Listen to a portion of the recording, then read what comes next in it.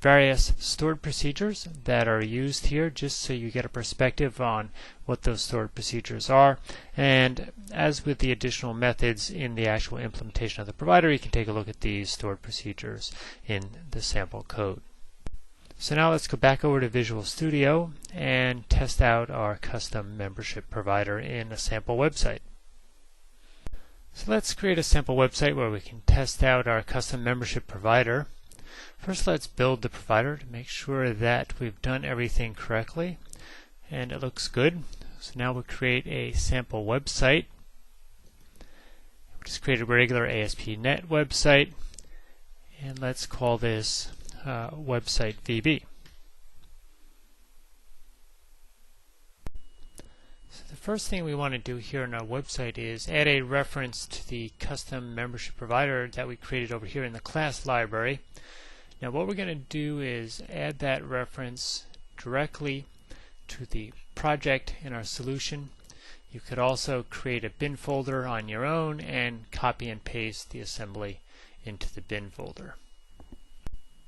So now that we've included the reference to our custom provider, we want to add some membership configuration information to the web.config file. So we're down here, and what we want to add is a membership element, and we'll set the default provider to be, let's go HDI membership provider. Then we want to add the element for the providers. We'll clear any existing providers, and now we're going to add our new provider. So let's give it a name equal to HDI membership provider. And next we'll enter the type attribute. This is the fully qualified class name, so in this case it'll be HDI ASP.NET membership HDI membership provider.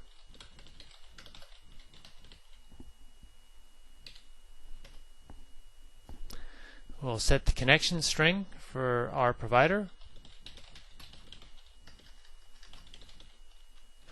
and that is equal to HDI connection string, and that's defined up above in the web.config file in the connection string settings, or rather elements. And let's enable password retrieval.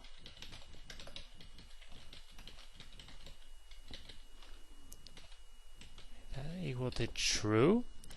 And let's also enable password reset.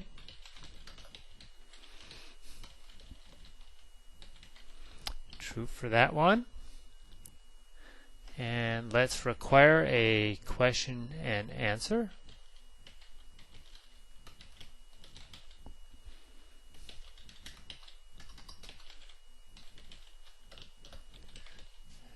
True, and that looks good.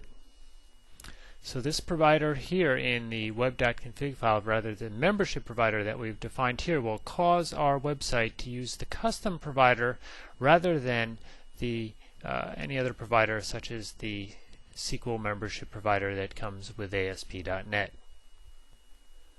And before we leave the web.config file here, I just want to point out up here on line 55 is the machine key element with the key values that are used for encrypting or hashing of the password, as we saw when we were looking at the custom membership provider code. So let's close this down here, and now what I'd like to do is create a few pages, and on our default page what we'll do is we'll just say this is the how, put a little label so to speak, how do I, and this is the custom membership provider, and this is just a simple little label so that when this page comes up we know what it is. Then there's two other pages that I'd like to create to test out our provider, And the first one is going to be a page called Create User, which will do as the name implies. And then the other is a login page. And we'll just name that one Login. So let's put a login control here on our login page. We'll go over to the toolbox. Down under login, we'll get a login control. Drag it over here onto our login page and put that in there. And let's go over to our Create User page and take one of the standard Create User Wizard controls and put that here as well. And now we should be all set to test out our little website that'll use our custom membership provider.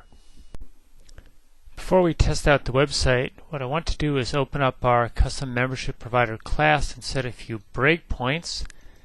And the first one I want to set is up in the Create User method. And then the second one will be down in the Validate User method. So now we're all set to go. Let's just make the Create User page our startup page. We'll start up the website in the debug mode.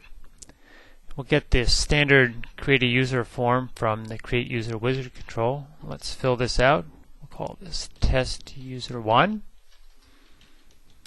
Password we'll make password. Email we'll make testuser1@temp.org. Security question, let's use favorite dog, and that would be Dino. Now when I click Create User, you'll see we jump into the Create User method, and it goes through all the logic that we just saw when we reviewed that class. We'll let that go. We end up in Validate User, and here it would go through all the logic to determine whether or not the current user is valid that we saw. And when we finish up with that, you'll see we successfully create a new user. And we'll click Continue, and since we're now authenticated and logged in, we have access to our home page. So now let's go back, and this time we'll make the default ASPX be the home page. And I should note that all of the access for anonymous users has been turned off here, so whenever we try to access any page, including the home page, we'll be asked to authenticate. So now let's start it up again, and this time we're redirected to the login page. Let's log in as test user and put in the password. Click login. We end up in Validate User again. It goes through that logic, and when it's complete, it authenticates us and we're redirected to the home page. Let's just shut down the browser here, and I want to go back over to SQL Server and just take a quick look at the database table users where we're storing our information. And you will see here we do have one row for test user 1, so the information that we entered in our create user form was stored in the database. So that's an example of two of the major operations in our custom membership provider, creating a user and validating a user. As you saw when we went through the code, there's a lot of properties and methods here from the abstract base class that are implemented. And what I encourage you to do is download the sample source code, install it on your machine, and use breakpoints as a means of stepping into various operations, such as entering too many invalid passwords. So in summary, what we did is we created a custom membership provider by creating a class library, and in it we had a class called HCI Membership Provider that inherited from the abstract base class of Membership Provider from the .NET framework. And then we implemented a number of abstract properties and methods from that base class. I hope you enjoyed this video on how to create a custom membership provider. This is Chris Pelz. Thank you for your time.